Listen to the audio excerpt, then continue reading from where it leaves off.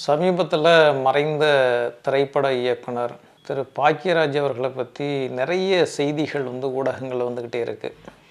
அவருடைய சாதனைகள், அவர் என்ன மாதிரியான படைப்புகள் அங்கே கொடுத்தாரு, அவருடைய குணநலங்கள், இப்படி நிறைய விஷயங்கள் வந்துக்கிட்டே இருக்குது.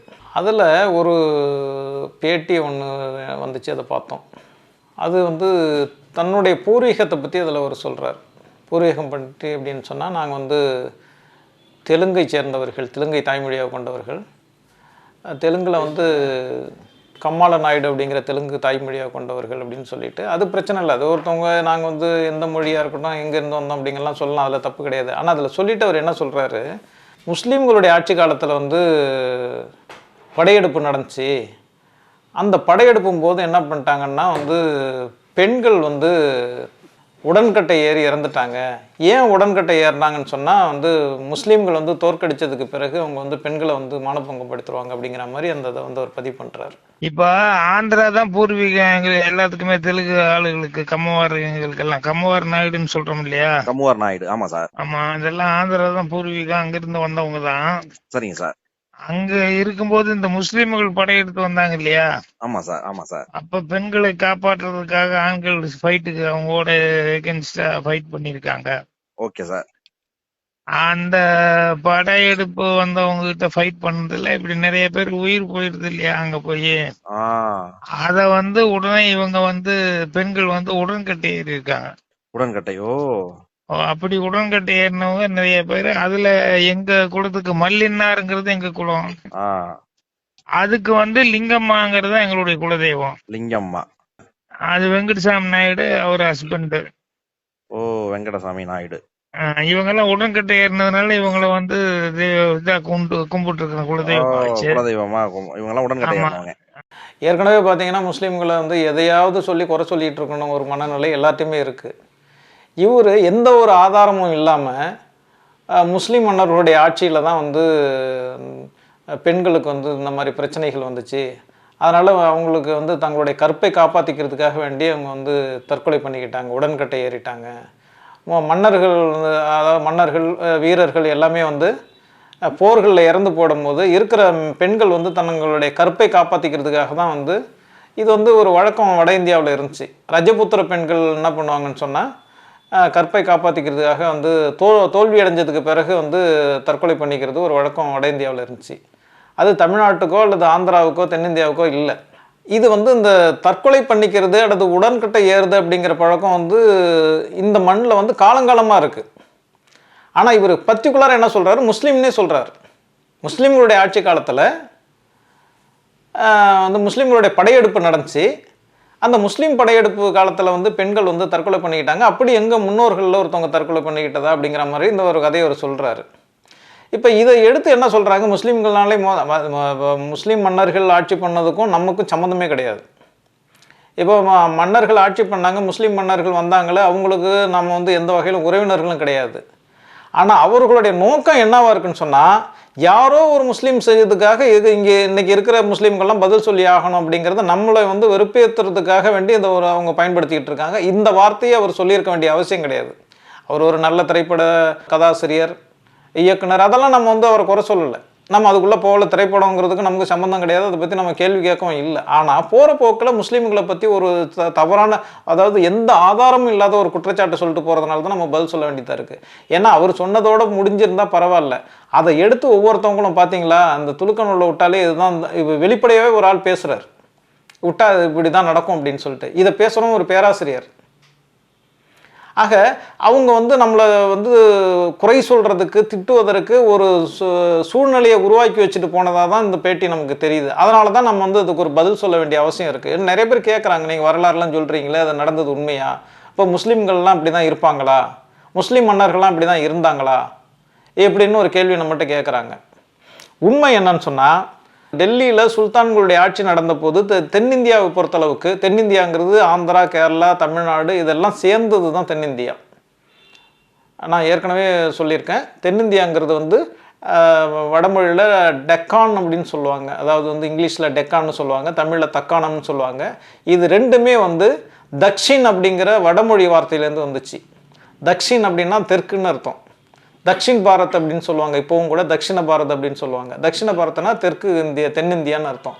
இதை தான் வந்து என்ன பண்ணுவாங்க, வந்து தக்ஷின் அப்படிங்கிறத வந்து இங்கிலீஷில் வந்து டெக்கான் அப்படின்னாங்க. அதை அப்புறம் தமிழ் படுத்தி தக்காணம் அப்படின்னு சொன்னாங்க. இப்போ தக்காணம்ங்கிறது எதுன்னா தமிழ்நாடு, ஆந்திரா, கேரளா, கர்நாடகா, மகாராஷ்டிரா வரையிலும் தக்காணம் தான். இப்போ இந்த பகுதிகளில் 4 அரசுகள் இருந்துச்சு. எந்தெந்த அரசுன்னா, தேவகிரி அப்படிங்கிற மகாராஷ்டிராவை சேர்ந்த தேவகிரி அப்படிங்கிற பகுதியை ஆட்சி பண்ணவங்க வந்து யாதவ அரசு ஒன்று இருந்துச்சு. அதே மாதிரி வாரங்கல், தெலுங்கானாவில் இருக்கிற வாரங்கல் பகுதியை ஆட்சி பண்ண காகதிய அரசுன்னு ஒன்று இருந்துச்சு, இது ஆந்திராவில் இருந்துச்சு. ஹோய்சால மன்னர்கள் கர்நாடக பகுதி, துவார சமுத்திரம் அப்படிங்கிற பகுதியை ஆட்சி பண்ணவர்கள் வந்து ஹோய்சால மன்னர்கள். அதே காலகட்டங்களில் தமிழ்நாட்டில் இருந்த பாண்டிய அரசு. இந்த 4 அரசுகள் தான் தென்னிந்தியாவில் இன்றைக்கி மிகப்பெரிய அரசுகளாக இருந்துச்சு.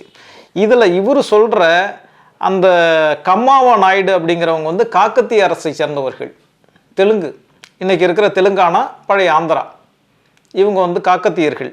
இந்த காக்கத்தியர்கள் வந்து 1083லேருந்து 1323 வரைக்கும் கிட்டத்தட்ட 240 வருஷம் ஆட்சி பண்ணியிருக்காங்க.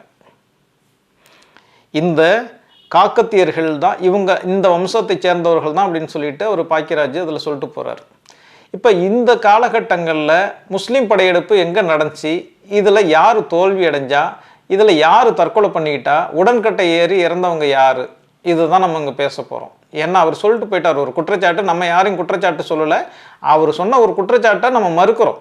ஒரு பொய்யான ஒரு தகவலை சொல்லிட்டு போயிட்டாரு. ஏன்னா ஏதோ ஒரு சவுதி அரேபியாவில் ஒரு முஸ்லீம் தப்பு பண்ணால் கூட இங்கே இருக்கிற முஸ்லீம் பதில் சொல்லி ஆகணுங்கிற ஒரு கட்டாயம் இன்றைக்கி உருவாயிடுச்சு.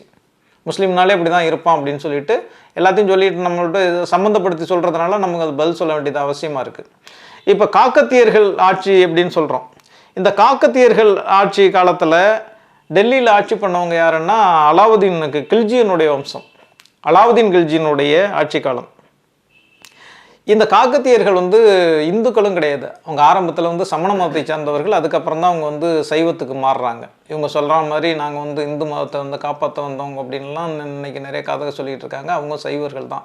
தமிழ்நாட்டில் இருக்கிற சைவர்கள்னு சொல்லக்கூடியவர்களும் சமண மதத்தை சேர்ந்தவர்கள் தான். நீங்கள் வரலாறு எடுத்து பார்த்தீங்கன்னா இதெல்லாம் நான் சொல்லலை, கே பிள்ளை, மா ராஜமாணிக்கம் அப்படிங்கிற மாதிரியான மிகப்பெரிய தமிழ் ஆளுமைகள் எழுதி வச்ச புத்தகங்கள்லேருந்து தான் அதெல்லாம் எடுத்து சொல்கிறேன். இது யாரும் முஸ்லீம் எழுதி வச்சதுலேருந்து நான் சொல்லலை. இன்றைக்கு வந்து தமிழ் மண்ணில் வந்து சைவம் அப்படிங்கிற ஒரு விஷயம் இருக்குது. சைவங்கிறது உணவு கிடையாது. சைவம்ங்கிறது சிவனை வணங்கக்கூடிய ஒரு பிரிவு தான் சைவம். ஆனால் இவங்க என்ன சொல்லிட்டாங்கன்னா, யாரெல்லாம் வந்து அசைவம் சாப்பிடாமல் இருக்காங்களோ அவங்க தான் சைவம் அப்படின்ட்டு இவங்க மாற்றிட்டாங்க. இன்றைக்கி சைவம் அப்படிங்கிறதுக்கான பொருளையே மாற்றிட்டாங்க. உண்மையாக சைவம் அப்படிங்கிறது யாருன்னா சமண மதத்தை சேர்ந்தவர்கள் தான் சைவமாக இருந்தாங்க. அதை வந்து சமண மதம் வீழ்ச்சி அடைஞ்சதுக்கு பிறகு அவங்க வந்து அப்படியே இருந்தாங்க. ஆனால் கடவுள் கொள்கையை மாற்றிக்கிட்டாங்க. அவங்க தான் இன்றைக்கி சைவர்களாக இருக்காங்க. இது ஒன்று. இன்னொரு வகையில் சொல்லுவாங்க, வரலாற்றில் இன்னொரு வகை என்ன சொல்லுவாங்க, பிராமணர்கள் வந்து அசைவம் சாப்பிட்றத வந்து நிறுத்திட்டாங்க. அது புத்தருடைய தாக்குதலுக்கு பிறகு அவங்க நிறுத்திட்டாங்க. பிராமணர்கள் மாதிரி நாமளும் உயர் ஜாதியாக ஆகணும் அப்படிங்கிற ஆசையில் இவங்களும் அதை விட்டுட்டாங்க அப்படின்னு சொல்லிட்டு டாக்டர் அம்பேத்கர் எழுதுகிறார். இதெல்லாம் நம்மளுடைய கருத்து கிடையாது, அவங்க சொல்கிறது. நீங்கள் ஆதாரத்தை நீங்கள் தேடி பார்த்துக்கலாம். இப்போ காக்கத்திய அரசு அப்படிங்கிறது நான் சொன்ன மாதிரி வந்து 11ஆவது நூற்றாண்டுலேருந்து 14ஆவது நூற்றாண்டு வரையிலும் அவங்களுடைய ஆட்சி காலம் இருக்குது. இந்த ஆட்சி காலத்தில் வந்து இங்கே படையெடுப்பு நடந்தது. நான் இல்லைன்னு சொல்ல, முஸ்லீம்களுடைய படையெடுப்பு இங்கே நடந்தது. இந்த ஆட்சி காலத்தின் போது படையெடுப்பு வந்து 3 மன்னர்களால் படையெடுப்பு நடத்தப்பட்டது. இந்த 3 மன்னர்கள் யாருங்கிறத நான் தெளிவாக சொல்கிறேன். 1310ஆம் ஆண்டு முதல் படையெடுப்பு. அதாவது அதுக்கு முன்னாடி நிறைய படையெடுப்புகள் நடந்துட்டு இருக்கு. நம்ம பர்டிகுலராக அந்த காகதிய அரசு மட்டும் அதன் மேல நடத்தப்பட்ட படையெடுப்பு மட்டும் சொல்கிறோம். 1309 310 இந்த காலகட்டங்களில் மாலிகப்பூருடைய படையெடுப்பு நடக்குது. இந்த மாலிகப்பூருடைய படையெடுப்பு அங்கே நடக்கிறது காரணம் என்னன்னு சொன்னால், இப்போ நான் ஏற்கனவே சொன்னது மாதிரி தான், படையெடுப்பு மன்னர்கள் ஏன் படையெடுப்பு நடத்துகிறாங்க அப்படிங்கிறதுக்கு எந்த காரணமும் கிடையாது. ஏன்னு சொன்னால், அலெக்சாண்டருடைய படையெடுப்புக்கோ, நெப்போலியனுடைய படையெடுப்புக்கோ, செங்கிஸ்கானுடைய படையெடுப்புக்கோ, அசோகனுடைய படையெடுப்புக்கோ, ராஜராஜ சோழன் இலங்கைக்கு படையெடுத்து போனதுக்கோ, ராஜேந்திர சோழன் கங்கை வரை படையெடுத்து போனதுக்கோ எந்த காரணமும் கிடையாது. தன்னுடைய ஆட்சியை விரிவுபடுத்தணும், தான் வந்து ஒரு பெரிய வீரன் அப்படின்னு நிரூபிக்கணும், இதுதான் நோக்கம். அந்த மாதிரி தான் இதுவும் நடந்துச்சு. இப்போ முஸ்லீம்களுடைய படையெடுப்பு மட்டும் ஏதோ முஸ்லீம் வந்து இஸ்லாத்தை வந்து பரப்புறதுக்காகவோ அவங்க வந்து நல்ல நோக்கத்துக்காக படையெடுத்தாங்க அப்படிங்கிறது அந்த இதுக்கெல்லாம் நம்ம போகலை. எல்லா மன்னர்களும் மன்னர் ஆட்சி காலத்தில் எல்லா மன்னர்களும் எந்த நோக்கத்திற்காக படையெடுத்தாங்களோ அதே நோக்கத்துக்காக தான் இவங்களும் படையெடுத்தாங்க. அப்படி வந்து 14ஆம் நூற்றாண்டுடைய தொடக்கத்தில் மாலிகப்பூருடைய படையெடுப்பு நடத்தது. அது காக்கத்திய அரசு மேல் நடக்கப்பட்டது. அந்த காலகட்டங்களில் பிரதாபருத்ரா அப்படிங்கிற ஒருத்தவர் தான் வந்து ஆட்சியில் இருந்தார் காகத்திய அரசு. இந்த பிரதாபருத்ரா யாருன்னு சொன்னால் 2ஆம் பிரதாபருத்ரான்னு சொல்லுவாங்க. இந்த இவர் தான் வந்து ஆட்சியில் இருந்தார். இந்த ஆட்சி காலத்தில் வந்து இதுக்கு முன்னாடியே வந்து அந்த காகதிய அரசு வந்து மற்ற பக்கத்தில் இருக்கிற எல்லாரும் கூட இவங்க சண்டை போட்டுக்கிட்டு தான் இருந்தாங்க. இவங்களை வந்து ஏதோ முஸ்லீம் மட்டும் நேராக வந்து இவங்களை தாக்கிட்டு போகல. இவங்களும் சும்மா இல்லாமல் பக்கத்தில் இருந்த யாரு கூடலாம் ஹொய்சால அரசர்கள், சம்புவராயர், யாதவர்கள் இவங்க எல்லாரையும் சண்டை போட்டு தோற்கடிச்சு இவங்க தான் ஆதிக்கம் செலுத்திக்கிட்டு இருந்தாங்க காகதிய அரசு. இப்போ அப்படிப்பட்ட காகதிய அரசை டெல்லியிலேருந்து வந்து மாலிகப்பூர் வந்து சண்டையிட்டு தோற்கடித்து ஒப்பந்தம் பண்ணிக்கிட்டாங்க. காகதிய அரசு பிரதாபருத்ரன் அப்போ மன்னராக இருந்தவர் பிரதாபருத்ரன் அவர் தோற்கடிக்கப்பட்டு ஒப்பந்தம் பண்ணிக்கிட்டு அவங்க வந்து நிறைய வந்து கப்பம் கூட கட்டினாங்க. சிற்றரசாக இருக்கிறதா ஒத்துக்கிட்டு கப்பம் கொடுத்து அவங்க வந்து யானைகள், குதிரைகள் எல்லாத்தையும் கொடுத்துட்டு, இன்னும் பர்டிகுலராக சொல்லணும்னு சொன்னால் அந்த கோஹினூர் வைரம்னு ஒன்று சொல்லுவாங்க. இந்த படையெடுப்பின் போது இந்த காலகட்டங்களில் காகதிய அரசுலேருந்து தான் அந்த கோஹினூர் வைரம் கிடைச்சிது. அதை வந்து இவர்கிட்ட கொடுத்து அனுப்புனாங்க. அந்த கோஹினூர் வைரத்தை எடுத்துக்கிட்டு அவர் போயிட்டார். இதுதான் இந்த இது. அதன் பிறகு அலாவுதீன் கில்ஜி வந்து இறந்து போயிட்டார்.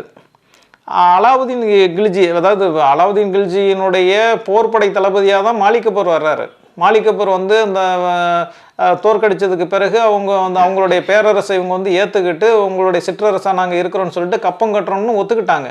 ஒத்துக்கிட்டது போனதுக்கு பிறகு அங்கே வந்து அரசியல் குழப்பம் வந்துச்சு. வந்து அலாவுதீன் கில்ஜி இறந்து போயிட்டார். அதுக்கப்புறம் நிறைய குழப்பங்கள் வந்ததுக்கப்புறம் இவங்க என்ன பண்ணிட்டாங்க, நாங்கள் இனிமேல் உங்களுக்கு கப்பம் கட்ட மாட்டோம் அப்படின்னு சொல்லிட்டு அதுலேருந்து நிறுத்திக்கிட்டாங்க. இப்போ வந்து காகதிய அரசு சுயாட்சியாக வந்து செயல்பட ஆரம்பித்ததுக்கு பிறகு 1318 வந்து முபாரக் ஷா அப்படிங்கிற ஒருத்தவர் வந்து வர்றார். அதே கில்ஜி வம்சத்தில் முபாரக் ஷா அடுத்த மன்னராக வர்றாரு. அவர் வந்ததுக்கு பிறகு என்ன பண்ணுறாரு, குசுருக்கான் அப்படிங்கிற ஒருத்தர் வந்து இங்கே அனுப்புகிறார். ஏன்னா அவங்களுக்கு வந்து கப்பம் கட்டி ஆகணும். கப்பம் கட்டுறதுல 2 விஷயம் இருக்குது. ஒன்று லாபம், இன்னொன்று தன்னுடைய ஆதிக்கத்தை அவங்க வந்து ஏற்றுக்கிறது. தன்னுடைய பேரரசை அவங்க ஏற்றுக்கிட்டு அவங்களுக்கு சிற்றரசாக இருக்கிறது. சிற்றரசாக இல்லாமல் அவங்க எதிர்த்தாங்கன்னு சொன்னால் அவங்களால நமக்கு ஆபத்து வரும் அப்படின்னு சொல்லிட்டு எப்போதுமே அவங்கள தட்டி வைக்கிறதுங்கிறது பேரரசுக்கு உள்ள ஒரு பழக்கம். இப்போ செங்கிஸ்கான் மாதிரியான வெளிநாட்டிலேருந்து பிறந்து வந்தவங்களே இந்த நாட்டை வந்து ஆட்சி பண்ணணும்னு நினச்ச போது, அதே மாதிரி தைமூர் வந்து அங்கேருந்து வந்தபோது, அலெக்சாண்டர் அங்கேருந்து வந்தபோது டெல்லியிலேருந்து வர்றவங்க இங்கே வர்றது ஒரு பெரிய ஆச்சரியமான விஷயம் கிடையாது. இப்போ இங்கே உள்ள மன்னர்கள் பல மன்னர்கள் வந்து இலங்கையில் போய் ஆட்சி பண்ணியிருக்காங்க, இலங்கையை வந்து ஆதிக்கம் பண்ணியிருக்காங்க. அது மாதிரி அவர் வந்து என்ன பண்ணால் என்னுடைய ஆதிக்கத்தில் இருக்கணும் அப்படிங்கிறதுக்காக வேண்டி முபாரக் ஷா வந்து குசுருக்கான் அப்படிங்கிறவரை அனுப்புகிறார்.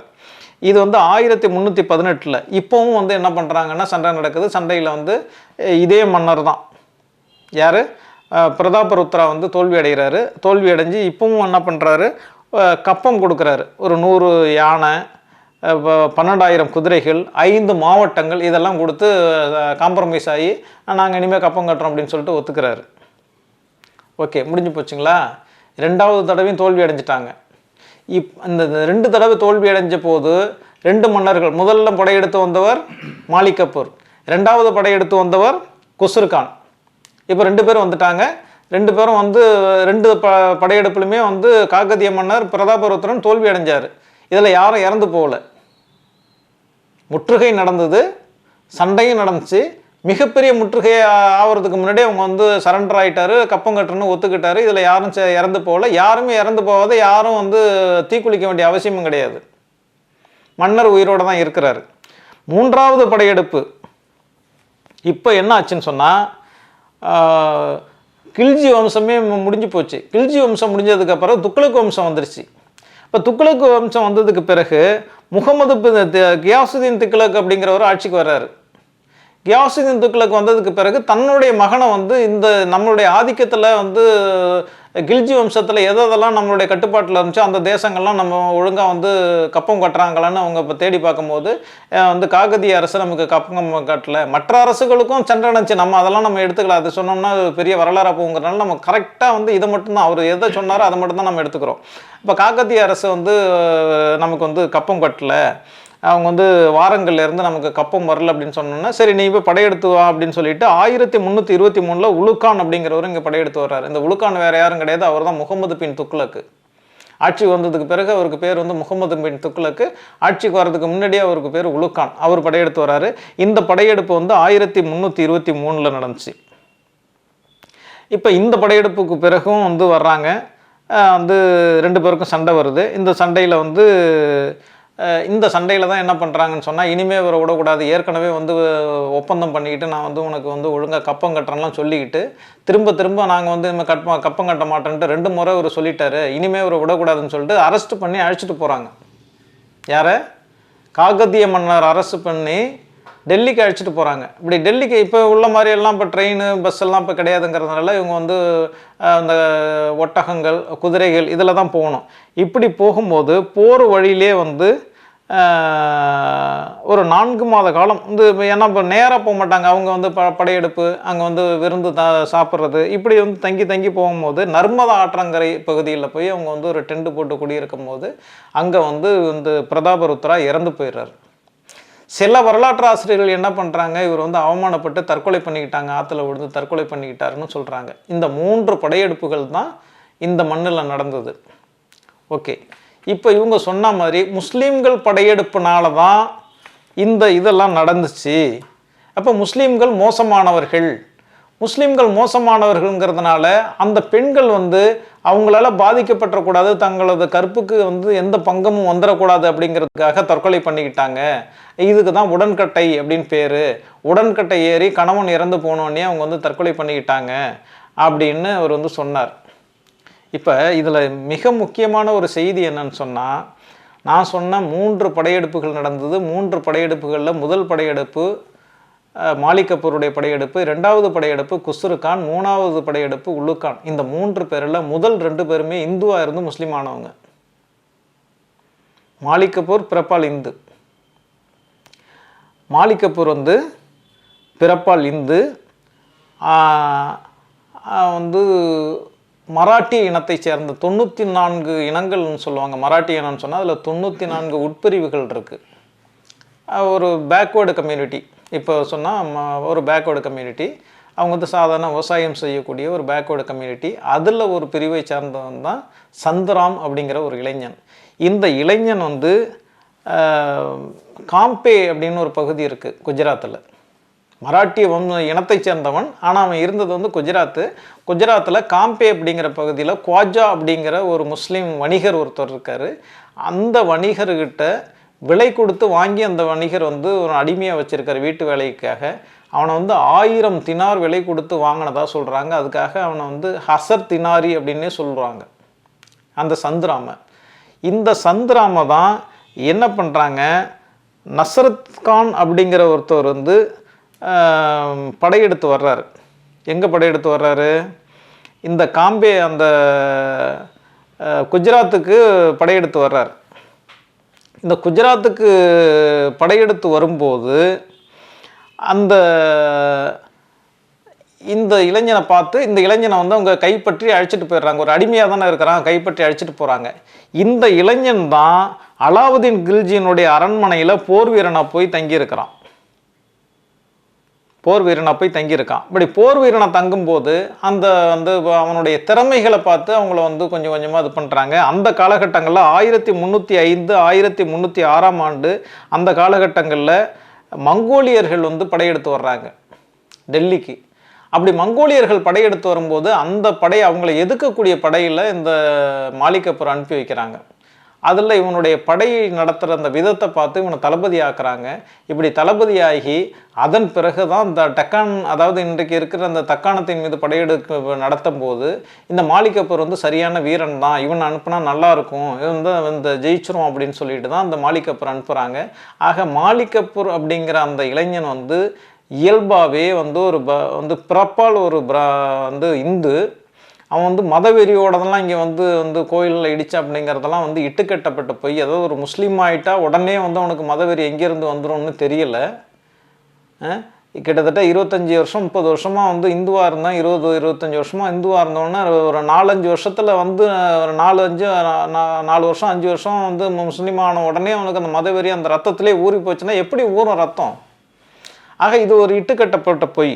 அதே மாதிரி குஸ்ருகான், இந்த குஸ்ருகான் அப்படிங்கிறவனும் பிறப்பால் வந்து ஒரு இந்து. இவனும் அலாவுதீன் கில்ஜியினுடைய படையெடுப்பின் போது, அதாவது வந்து குஜராத்தை சேர்ந்தவன் தான் இவனும். ஏற்கனவே நம்ம வந்து மாலிக் கபூர் வந்து குஜராத்தில் இருந்தவன், மராட்டிய வம்சத்தை சேர்ந்தவன், ஆனால் வந்து குஜராத்தில் இருந்தவன். ஆனால் இவன் வந்து ஃபராடு அப்படிங்கிற ஒரு ஜாதி, குஜராத்தில் இன்னமும் இருக்கக்கூடிய ஒரு ஃபராடுங்கிற ஒரு மிகவும் பிற்படுத்தப்பட்ட ஒரு ஜாதியை சேர்ந்தவன் தான் இந்த குஸ்ருகான். இந்த குஸ்ருகான் அவன் வந்து இவனையும் இவனுடைய சகோதரன் இன்னொருத்தன், இந்த 2 பேரையுமே வந்து அந்த படையெடுப்பு நடக்கும்போது என்ன பண்ணுறாங்க, இவங்களை வந்து பிடிச்சிட்டு போகிறாங்க.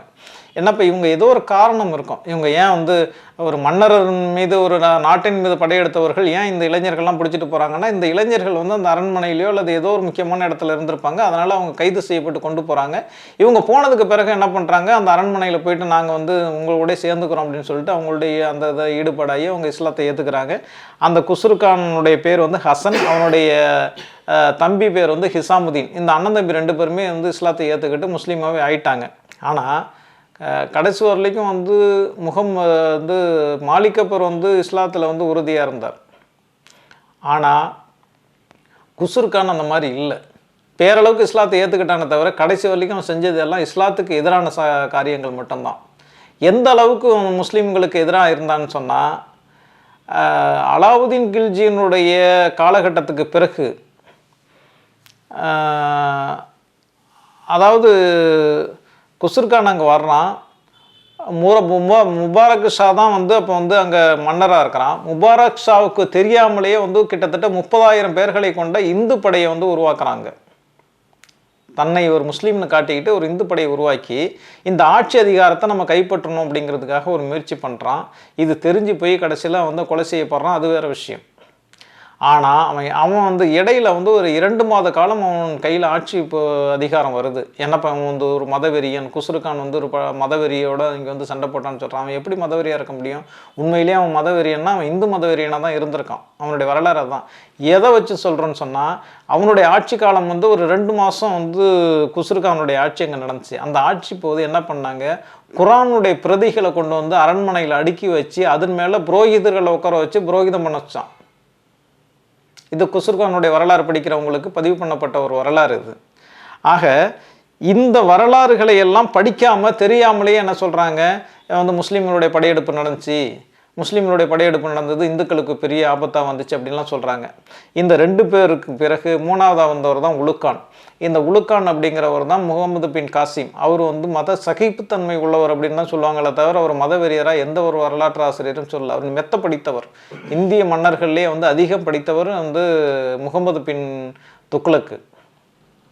அதனால தான் ஷோக்கோட துக்ளக்கு அப்படிங்கிற பேரில் வந்து ஒரு நாடகம் போட்டு அந்த அவர் நடத்தின பத்திரிகைக்கே வந்து துக்ளக்குன்னு பேர் வச்சுருந்தார். அவர் வந்து கிரிட்டிசைஸ் பண்ணுறதுக்காக வச்சாரோ என்னமோ தெரில. ஆனால் துக்ளக் அப்படிங்கிறவர் வந்து மிகப்பெரிய பண்பாளர், மிகப்பெரிய படிப்பாளி, மிகப்பெரிய அறிவாளி. ஆனால் அவர் அறிவை வந்து எந்த வகையில் பயன்படுத்தினார் அப்படிங்கிறது தான் சர்ச்சைக்குரியதாக இருந்துச்சே தவிர அவர் வந்து மதவெறியர்னு எந்த காலகட்டத்திலையும் எந்த ஒரு வரலாற்று ஆசிரியரும் சொல்லலை. இந்த 3 பேர் தான் படையெடுத்து வந்தாங்க. இந்த 3 பேருடைய காலத்திலையும் எந்த பெண்களும் வந்து மானபங்கப்படுத்தப்படவில்லை. அதனால் பாக்கியராஜ் சொன்னது முழுக்க முழுக்க வந்து ஒரு பொய். இந்த பொய்யை வந்து போகிற போக்கில் அவர் சொல்லிட்டு போயிட்டார். இது ஆதாரம் இல்லாதது. ஏன்னா பொது புத்தியில் முஸ்லீம்களுடைய படையெடுப்பு இப்படி தான் நடந்திருக்கும்னு காலங்காலமாக சொல்லி வச்சதன் அடிப்படையில் அவர் சொல்லிட்டு போயிட்டார்.